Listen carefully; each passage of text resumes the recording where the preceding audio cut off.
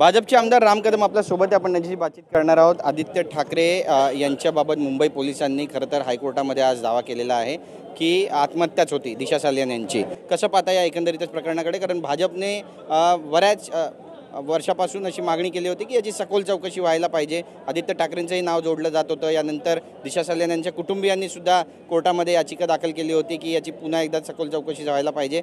कसं पाहता याकडे? मला सांगा, दिशा सालियान प्रकरण, सुशांत सिंग राजपूत प्रकरण कोणाचं सरकार होतं महाराष्ट्रात? श्रीमान उद्धव ठाकरेंचं सरकार होतं। पोलीस त्यांचे वाजेसारखे वसुली एजंट नेमणारे ते हे नाकारणार आहोत का आपण? कागदावर आहे। कोणाला वाचवायचं होतं म्हणून सगळे पुरावे नष्ट केले उद्धव ठाकरे सरकारने, याचं उत्तर पहिल्यांदा द्या। कोण आरोपी आहे, कोणाकडे बोट जातं, पूर्ण महाराष्ट्राला देशाला माहिती आहे। न्यायालय, कुठलेही कोर्ट पुराव्यांवर काम करतं। त्या दिशा सालियानचे वडील चुकीचे नाही आहेत, त्यांनी पोटची लेक गमावली आहे। त्यांची भावना, त्यांचं दुःख समजून घ्या। त्या सुशांत सिंग राजपूतचं दुःख समजून घ्या। पालघरच्या साधू हत्याकांडामध्ये पण हेच झालं। जर तुम्ही पुरावेच नष्ट कराल, मग वर्तमान पोलिसांना काय सापडणार आहे?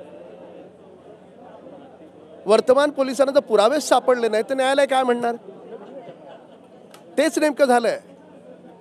म्हणून माझी मागणी आहे की तत्कालीन उद्धव ठाकरे सरकारने पुरावे का नष्ट केले, कुणाला वाचवण्याचा प्रयत्न केला, जरी करता कोर्टात न्याय मिळाला नाही, ईश्वराच्या दरबारी न्याय आहे।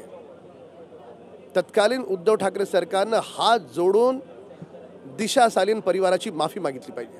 इतक्या दाव्यानिशी तुम्ही हे का म्हणता? तुम्ही म्हणताय देवाच्या दरबारी न्याय आहे, मग न्यायालय न्याय देऊ शकत नाही असं म्हणायचं आहे?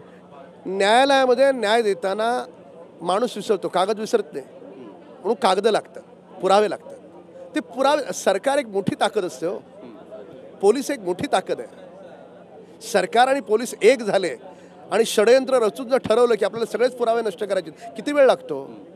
2.5 वर्ष बसले होते। तुम्ही पाहिलं ना कसं पत्रकारापासून सगळ्यांना कसं आत घालत होते। मोठ्या मोठ्या पत्रकारांना सोडलं नाही ह्यांनी। शिवसेनेचे आमदार आहेत नितीन देशमुख, ते म्हणतात की माफी खरं तर उद्धव ठाकरेंच्या कुटुंबियांनी दिशा सालियांची नाही तर भाजपने उद्धव ठाकरे यांच्या कुटुंबियांची मागितली पाहिजे।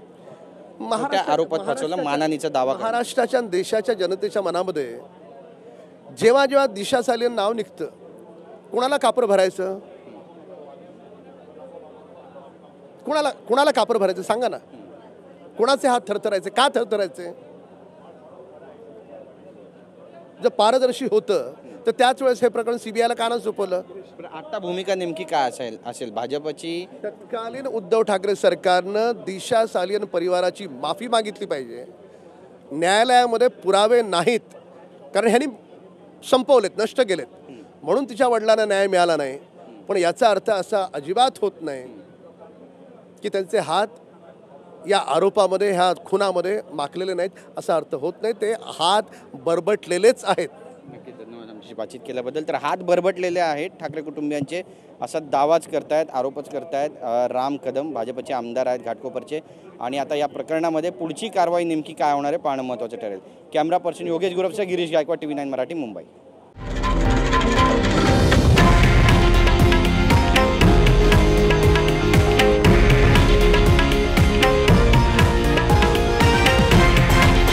हे आहे देशातील नंबर 1 न्यूज नेटवर्क आणि आपण पाहत आहात TV9 मराठी, एकमेव।